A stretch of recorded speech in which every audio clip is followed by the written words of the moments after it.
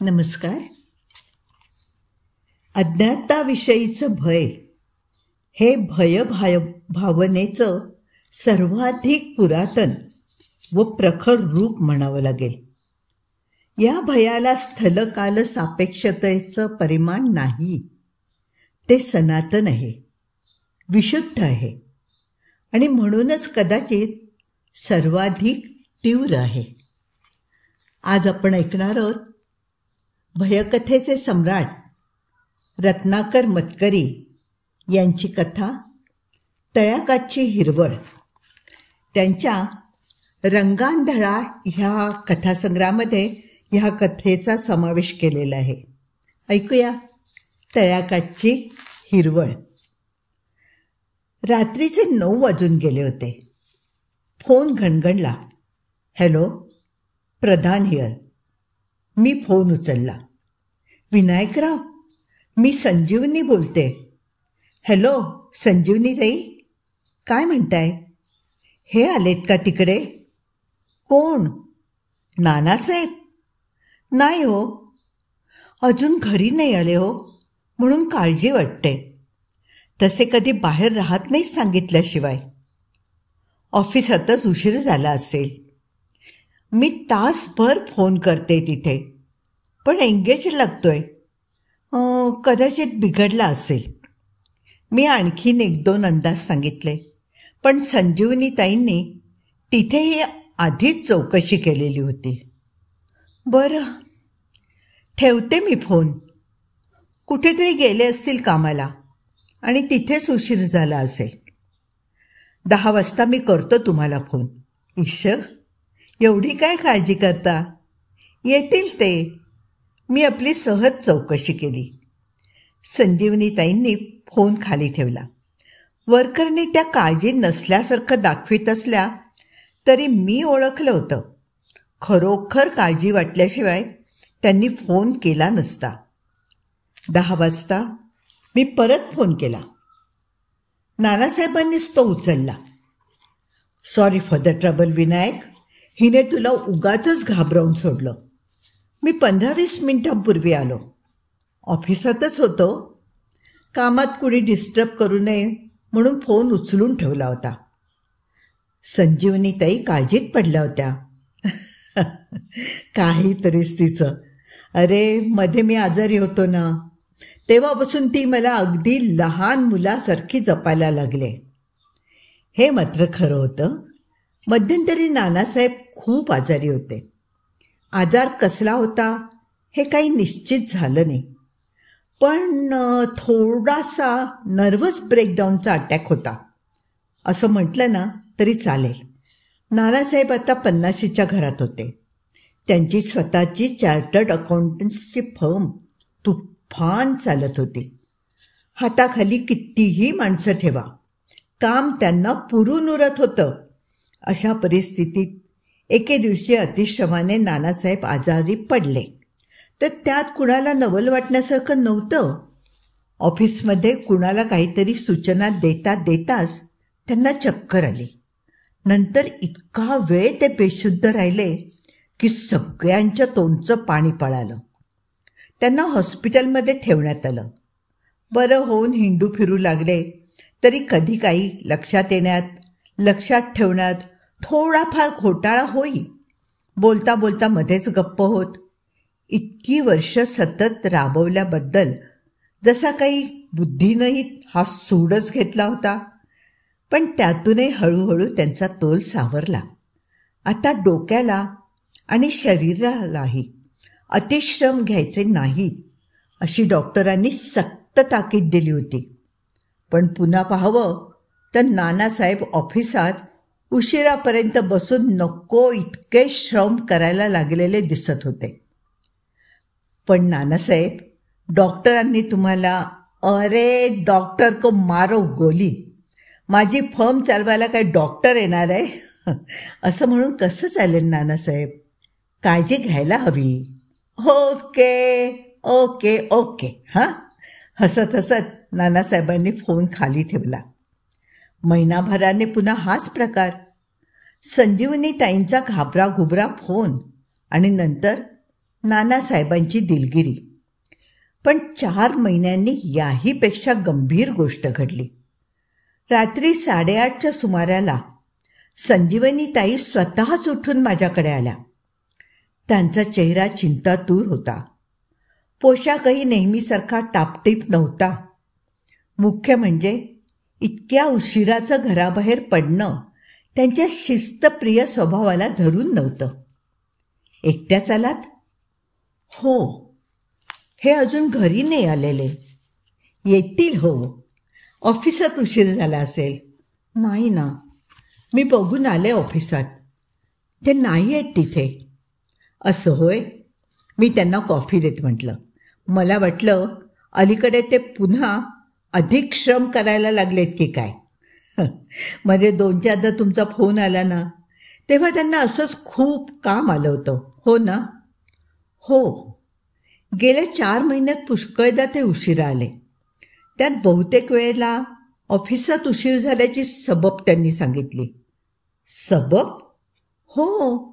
अहो, बऱ्याच वेळा मी जाऊन आले ना त्यांच्या ऑफिसात, पण ते तिथे नसायचेच हो. म्हणजे विचारलं तर काहीतरी उडवाउडवी करायचे, पण ते काहीतरी लपवत असायचे. एवढं मात्र खरं. तुमचा गैरसमज झाला असेल. नानासाहेब कधीही खोटं सांगणार नाहीत. मी काहीतरी सारवासारवी करून संजीवनीताईंची समजूत घालत होतो, पण त्यात काही अर्थ नव्हता. नानासाहेबांचा स्वभाव संजीवनीताई ओळखत नव्हत्या का? ते कधीच खोटं बोलत नाहीत हे त्या जाणून नव्हत्या का? आणि तरी देखील ज्या अर्थी त्या नानासाहेबांविषयी तक्रार करीत होत्या, त्या अर्थी त्यात नक्कीच काहीतरी तथ्य होतं. तुम्ही त्यांचे जवळचे मित्र म्हणून मी आले. तुम्ही त्यांना आज इतकी वर्ष ओळखता. त्यांचा स्वभाव तुम्हाला कळतो. तुम्हीच त्यांना विचारू शकाल. हां? कशाविषयी? मी गोंधळून विचारलं. त्याबरोबर त्यांचा इतका वेळचा संयम सुटला. त्या एकदम रडायला लागल्या. मला अगदी पावचळल्यासारखं झालं. नानासाहेब जितके प्रतिष्ठित होते तितक्याच संजीवनीताई समंजस आणि भारदस्त होत्या. एवढ्या तेवढ्यावरून त्या रडत सुटतील आणि तेही परक्या माणसासमोर? छे, हे संभवनीय नव्हतं. पण ते घडलं होतं. त्या अर्थी त्याला कारणही तसंच जबरदस्त असणार होतं. तुम्ही पाहताच आहात विनायकराव, हुंदके देत देतच त्या सांगू लागल्या. आमचा संसार इतकी वर्ष कसा दृष्ट लागल्यासारखा चाललाय. कधी भांडणं नाहीत, वादावादी नाही. कशासाठी वाद होणार? यांनी नेकीने काम केलं. मला मनासारखं घर सांभाळू दिलं.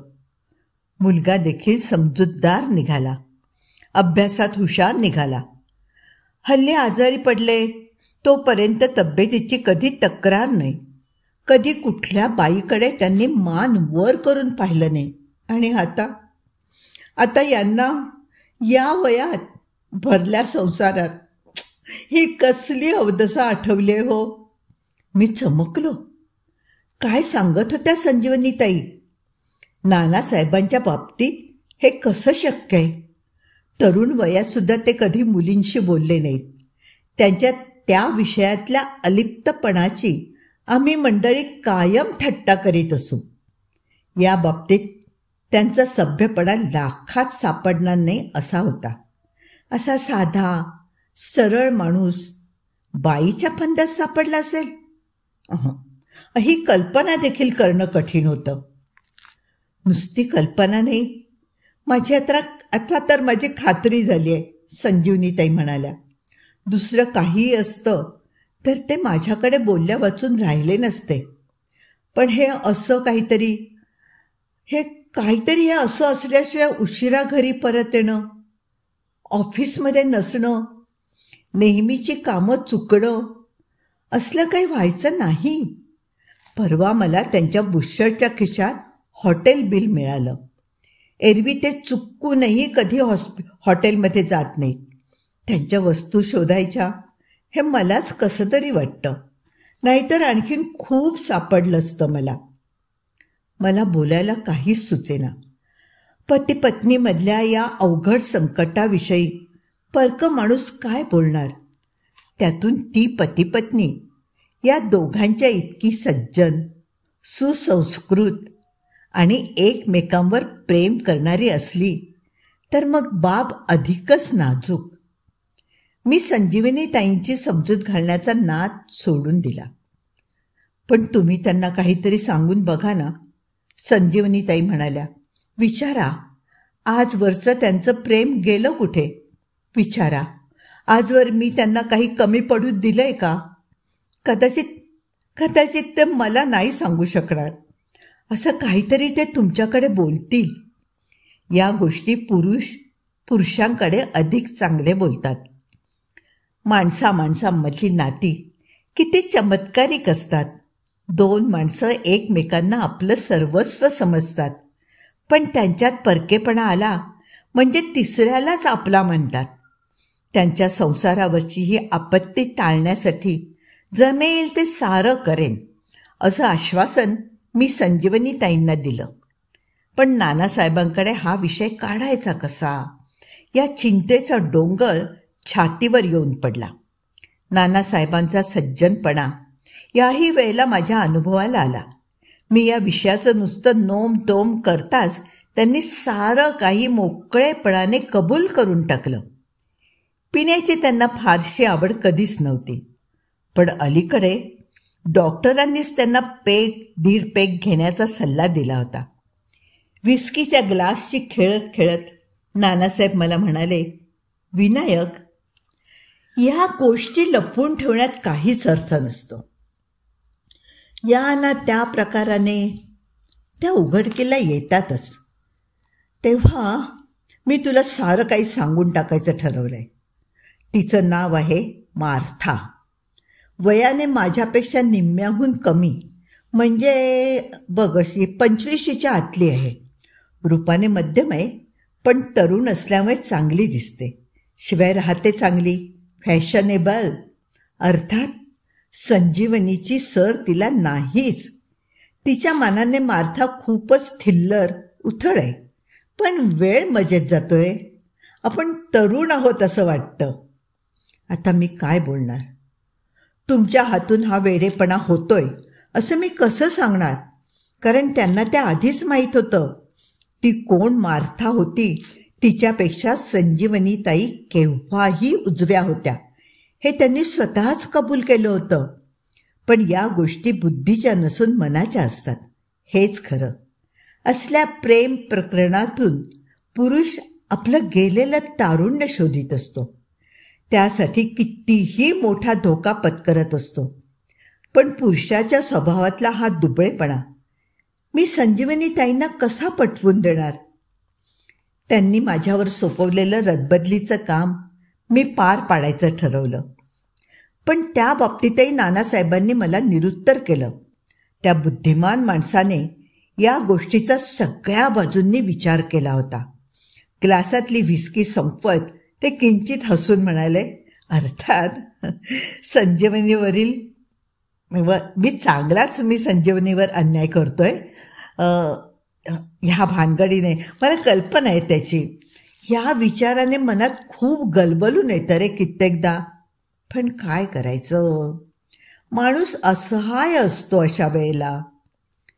तेव्हापासून संजीवनीताईंचा संसार अधिकच खडतर झाला. कारण आता लपवण्यासारखं काहीच राहिलं नव्हतं. नानासाहेब रोज उशिरा येऊ लागले होते. हा वेळ त्या ऑफिसचं काम करण्यात घालवीत नसत. हे उघड झाल्यामुळे त्यांना अतिश्रम करू नका असंही म्हणता येत नव्हतं. संजीवनीताईंनी मला फोन करणं किंवा भेटणं सोडून दिलं. एका परीने मी त्यांची निराशा केली होती. पण या बाबतीत मी अधिक काही करू शकलो नसतो हेही त्या समजूतदार बाईला पटत होतं. त्या नुसत्या खिन्न होऊन दैवाला दोष देत बसल्या. एकदा रात्री 10-10:30चा सुमार होता. जेवण आटोपून मी एक पुस्तक घेऊन झोपेची आराधना करीत पडलो होतो. अचानक बेल वाजली. अशा आडवेळेला कोण आलं म्हणून आश्चर्य करत मी दार उघडलं तर दारात नानासाहेब. माझं आश्चर्य धुणावलं. माफ कर, तुला भलत्या वेळेला त्रास दिला, असं म्हणत त्यांनी सिगारेट पेटवली. हा आश्चर्याचा तिसरा धक्का, कारण नानासाहेब अजूनपर्यंत कधीच सिगारेट ओढत नसत. काही वेळ नानासाहेब गप्पच बसून राहिले. काय झालं असेल या काळजीमध्ये मी चूर, पण काय बोलावं तेही कळेना. गोष्टी फार वेगळ्या थराला गेल्या आहेत. अखेरीस नानासाहेबांनी सुरुवात केली. मार्था आता लग्न करूया म्हणायला लागले. मी चक्करलो. अशा अभद्र गोष्टीचा नुसता उच्चार हीच पुढच्या सगळ्या मनस्तापाची नांदी असते. इतके दिवस आम्ही गंमत केली, त्यातून ती ज्या वातावरणातली मुलगी आहे ते माहिती असल्यामुळे ती लग्नाचा आग्रह धरेल असं मला कधीच वाटलं नव्हतं. पण आता ती घायकुतीला आली आहे. एकही दिवस ती याशिवाय दुसरं काही बोलत नाही. त्यामुळे रोज भांडणं, रोज चिडाचीड. कुठून हे सुरू झालंय असं होऊन गेलंय. मी काहीच बोललो नाही. एका परीने नानासाहेबांना तिचा कंटाळा येत होता. हे चांगलं चिन्ह होतं. पण तरीही एकूण प्रकार अधिकच गुंतागुंतीचा होत होता, हे निसंशय. मार्था म्हणते डायव्होर्स घ्या, आपण लग्न करू. असं म्हणणं सोपं आहे रे, पण नानासाहेब स्वतःशीच बोलल्यासारखं बोलत होते. पण संजीवनीचं काय? इतकी वर्ष ती माझ्यासाठी झिजली. आता या उतार वयात तिला सोडून कसं चालेल? या पोरीला अक्कल नाही. चाललं होतं ते काय वाईट होतं? पण नाही, सगळा मेस करून टाकलाय. असं कितीतरी वेळ ते चटफडल्यासारखं बोलत राहिले. त्यांच्या मनातली खळबळ पुरती बाहेर पडेपर्यंत मी त्यांना बोलू दिलं. मग त्यांनी हलकेच विचारलं, काय करशील? मी बोलून बघतो मार्थाशी. परक्या माणसाचं बोलणं कदाचित पटेल तिला. बोलशील? हां, बोलशील तू तिच्याशी? नानासाहेबांनी अधीरपणे विचारलं आणि मनावरचा भार दूर झाल्यासारखी आणखीन एक सिगारेट पेटवली. हो, पण नानासाहेब, वेळच पडली आणि तिने फार हट्ट धरला तर तिला दूर करायची तयारी आहे ना तुमची? मी विचारलं. नानासाहेबांनी माझ्याकडे विचित्रपणे पाहिलं. क्षणभर ते तसेच पाहत राहिले. मग म्हणाले, दुसरा इलाजच नसेल तर तेच करायला हवं. मग उद्या येऊ मी तुमच्या ऑफिसात? तिला बोलावून घेता तिथे? ऑफिसात? नको, ऑफिसात नको. मी तिला ऑफिसात कधीच बोलवत नाही. लोकात बभरा होतो आणि हाताखालच्या लोकांचा मोरालही खलास होतो. आमची दुसरी एक जागा आहे, तिथे भेटूया आपण. हं. दुसऱ्या दिवशी 7 वाजता आम्ही ठरलेल्या जागी भेटलो. शांत तळं, काठावर हिरवळ लांबपर्यंत पसरलेली, अधूनमधून तळ्यावर उडत जाणारे पक्षी, अंतरावर बसलेली 4-2 प्रणयी जोडपी. हे सगळं सोडलं तर फारशी माणसं देखील नव्हती. फक्त हिरवळीच्या तोंडाशीच आपलं खोकं घेऊन बसलेला एक विडी सिगरेटवाला. माझ्या मनात आलं, आपण माणसाला किती कमी ओळखत असतो. काही दिवसांपूर्वी मला कुणी सांगतं की इथल्या या जोडप्यातल्या तरुणांसारखेच नानासाहेब इथे एका पोरीला घेऊन बसतात. तर मी त्याला मूर्खात काढलं असतं. मार्था अजून आली नव्हती. आम्ही दोघं थोडा वेळ तिच्याच विषयावर बोललो. नंतर बोलणं संजीवनी ताईंवर आलं. एक मात्र नक्की, इतकं होऊन सुद्धा नानासाहेबांना संजीवनी ताईंविषयी काहीतरी वाटत होतंच. आजच्या माझ्या बोलण्यानं मार्था त्यांच्या आयुष्यातून कायमची जाती तर किती बरं झालं असतं. 7:30 वाजत आले तरीही मार्था आली नाही. तळ्यात संध्याकाळच्या दाट सावल्या पडल्या. हिरवळ काळपटली. दूर कुठेतरी म्युन्सिपाल्टीचा दिवा लागला. त्याचा निसरडा अंधुक प्रकाश आमच्यापर्यंत पसरला. हिरवळीवर बसलेल्या जोड्या अंधारात दिसेनाशा झाल्या. अंधाराचा फायदा घेऊ लागल्या. तळ्यावरून उडत जाणाऱ्या एखाद्या चुकार पाखराच्या चित्काराशिवाय बाकी कसलाही आवाज उरला नाही. 8 वाजून गेले तरीही मार्था आली नाही. आता ते येणार नाही अशी खात्री होऊन आम्ही उठलो. माझी अत्यंत निराशा झाली होती. या प्रकरणात आपल्या हातून काहीच होऊ शकत नाही या दैवयोगाने मी खिन्न झालो होतो. हिरवळीच्या तोंडाशी आल्यावर नानासाहेब क्षणभर विडी सिगरेटच्या खोक्याशी थांबले.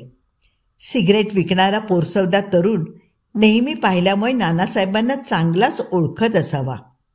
तो आपण म्हणून त्यांना पाहून हसला. नानासाहेबांनी काही न बोलता पैसे पुढे केले. ते घेऊन त्याने अर्ध कॅप्स्टनचं पाकीट त्यांच्या हातात ठेवलं. बहुधा नेहमीच्या रिवाजामुळे त्याला काही विचारायची गरज भासली नसावी.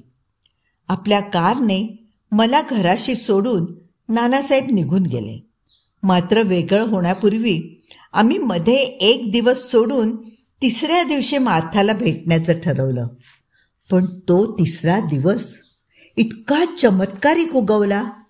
दुपारीच मला ऑफिसमध्ये नानासाहेबांचा फोन. विलक्षण भेदरलेला, विचित्र स्वर.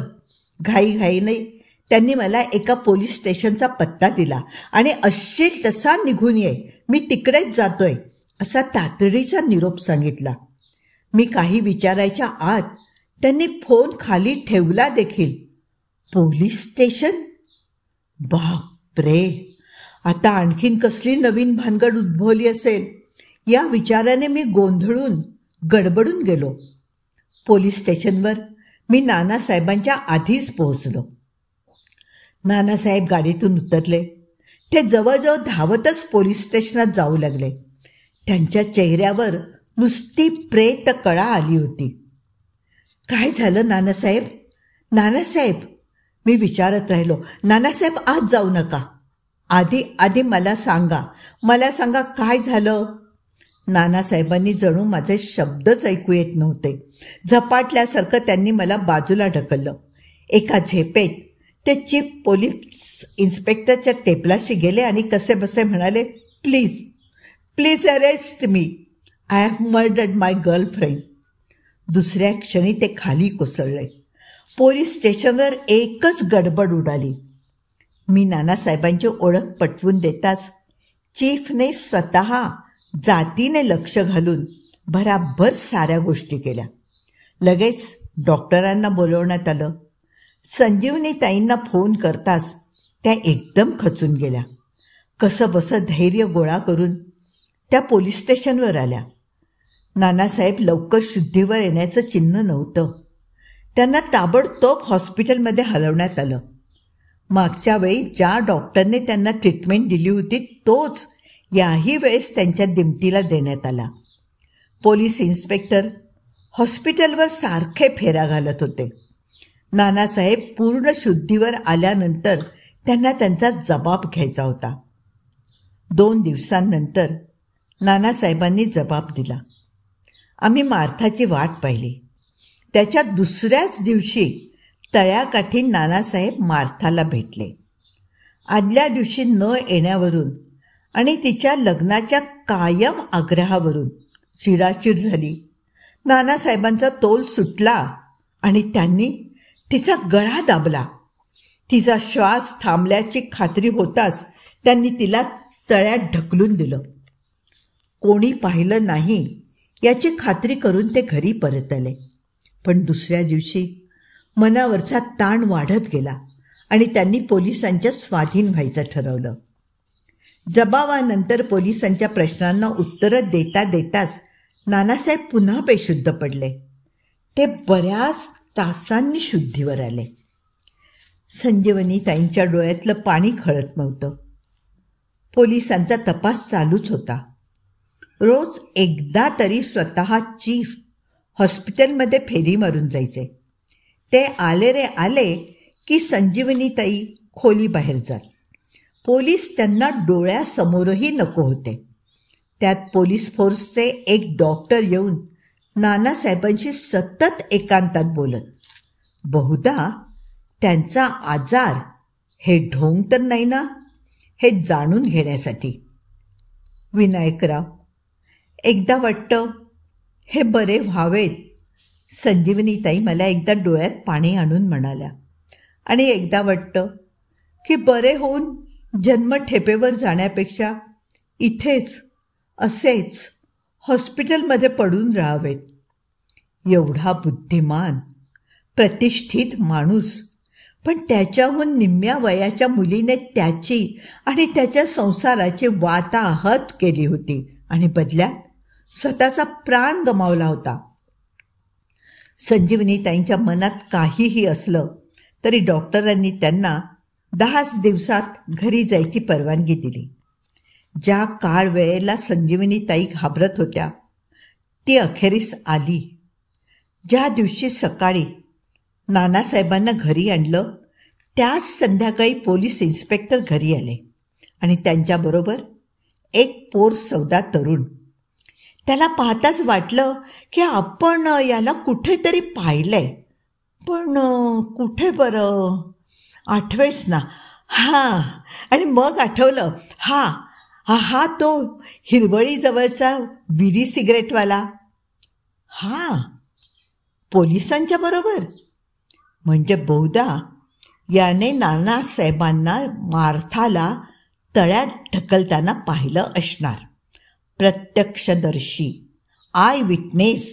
शेवटी याच्या साक्षीवर सारं काही अवलंबून. मी ओठ चावला.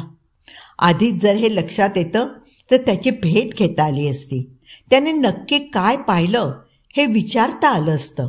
कदाचित थोड्याफार मोबदल्यामध्ये त्याची साक्ष बदलता आली असती. नानासाहेब, तुम्ही या तरुणाला ओळखता? इन्स्पेक्टरांनी विचारलं. संजीवनीताईंनी पदराचा बोळा तोंडात धरून हुंदका दाबला. हो, नानासाहेब म्हणाले. मी आणि मार्था रोज ज्या तळ्याकाठी भेटत असू तिथे हा जवळच विडी सिगरेट विकत असे. रंगलाल, तू ओळखतोस या साहेबांना? हो साहेब, हे दररोज माझ्याकडून अर्धा पाकिट कॅप्स्टन घ्यायचे. दररोज पाहून पाहून ओळखीचे झाले होते. रंगलाल, माझ्याकडे बोट दाखवून इन्स्पेक्टर म्हणाले. हे आणि ते असे दोघे एकदा आलेले तुला आठवत आहेत? होय साहेब, आले होते ना. आपण एकदा पाहिलं की चेहरा विसरत नाही. त्याच्या दुसऱ्या दिवशी साहेब एका मुलीला घेऊन आले आणि परत जाताना ती मुलगी त्यांच्याबरोबर होती. माफ करा साहेब, माफ करा. परत जाताना ती मुलगी त्यांच्याबरोबर नव्हती. पण साहेब, येताना ते एकटेच आले होते. म्हणजे? मी ओरडलोच. हे साहेब नेहमी एकटेच यायचे साहेब, आणि एकटेच परत जायचे. हे हिरवळीवर बसून स्वतःशीच काहीतरी बोलायचे, काय एकटेच बडबडायचे. खोटं आहे हे इन्स्पेक्टर, हा खोटं बोलतो. तुम्ही याला पडवून आणलाय. माझ्याबरोबर मार्था असायची, नेहमी असायची. I killed her. I. Nanasaheb बेभान होऊन ओरडत सुटले. तो खरं बोलतोय नानासाहेब, इन्स्पेक्टर त्यांना शांत करत म्हणाले. तुम्ही मार्थाचा खून केला नाही, कारण मार्था अस्तित्वातच नव्हती. असती तर तळ्यात तिचं प्रेत मिळालं असतं. तिला ओळखणारं कुणीतरी पुढे आलं असतं. तुमच्याबरोबर तिला पाहिल्याचं कुणीतरी सांगितलं असतं. पण गेले 10 दिवस जंग पछाडूनही आम्हाला मार्था संबंधी पुरावा मिळाला तो हा एवढाच. या मुलाने तुम्हाला नेहमीच एकटं पाहिलंय. आमच्या सायकियाट्रिस्टनं गेला आठवडाभर स्टडी करून तुमची केस समजावून घेतली. गेल्या आजारात तुमच्या डोक्यात थोडी गडबड उडाली. इतकी वर्ष थकलेल्या शरीराने आणि मेंदूने बंड पुकारलं. सरळ मार्ग जाणून बुजून नाकारला आणि कल्पनेनेच एक आडमार्ग तयार केला. गेल्या आजारात तुमची शुश्रूषा करणाऱ्या नर्सचं नाव होतं मार्था. ते तुम्ही तुमच्या कल्पनेतल्या मुलीला चिकटवलं. रोज ऑफिस सुटल्यानंतर तुम्ही या काल्पनिक मार्थाच्या सहवासात स्वतःचं हरवलेलं तारुण्य शोधू लागलात. पण आपण बायकोला फसवतोय या टोचणीने तुमचं मार्थाशी पटेन असं झालं. ती बायकोला सोडायला सांगते अशी तुम्ही कल्पना केली. ते असह्य झालं तेव्हा तुम्ही मनाशी ठरवलं की मार्थाला दूर करायचं. तसं कुणीतरी तुम्हाला बोललं देखील. परिणामी तुम्ही आपण तिचा खून केल्याची समजूत करून घेतली. तुम्ही खोटेपणा केलेला नाही आहे. तुम्ही खोटेपणा केलेला नाही. तुमच्या मनाने तुम्हाला चकवलं. नाही इन्स्पेक्टर, मी असं कसं करेन? मी असं कसं करेन? मी वेडा थोडाच आहे. मी वेडा नाही आहे, असहाय्यपणे रडत नानासाहेब म्हणाले. मी हिला सांगितलं होतं मार्थाबद्दल. ती होती. मी या विनायकला देखील सांगितलं होतं. होती ना रे? मार्था खरंच होती ना रे? त्यांचा चेहरा आता भेसूर वेडसर वाटत होता. सारं भान हरपलं होतं. चक्काचूर झालेल्या आवडत्या खेळण्याकडे पाहणाऱ्या लहान मुलासारखी त्यांची नजर भयचकित होती. पडा बरं आता जरा, संजीवनीताई स्निग्धपणे त्यांना म्हणाल्या. तुम्हाला विश्रांतीची जरूर आहे. त्यांची मुद्रा गोंधळलेली होती. आपला पती आपल्याला परत मिळाला की आपल्यातून गेला हेच त्यांना कळत नव्हतं. आठवडाभर सारं शांत होतं. नानासाहेब काही न बोलता नुसते आढ्याकडे नजर लावून पडून असत. मी त्यांना दिवसातून एकदा भेटून येत असे. पण त्या दिवशी दुपारीच मला नानासाहेबांचा फोन आला. हॅलो विनायक. अरे माझ्यावर एक नवीनच संकट आलंय रे. थरथरत्या आवाजात ते म्हणत होते. तो रंगलाल. आठवतोय ना तो तुला? रंगलाल, तो विडी सिगरेट विकणारा मुलगा. अरे त्याचा मला फोन आला होता. असं काय म्हणून? तो मला ब्लॅकमेल करायला पाहतोय. म्हणतोय उद्या संध्याकाळपर्यंत मला 5,000 रुपये मिळाले नाहीत तर मी तुमच्याबरोबर मार्थाला पाहिल्याचं पोलिसांना सांगेन. कथा इथे संपली आहे.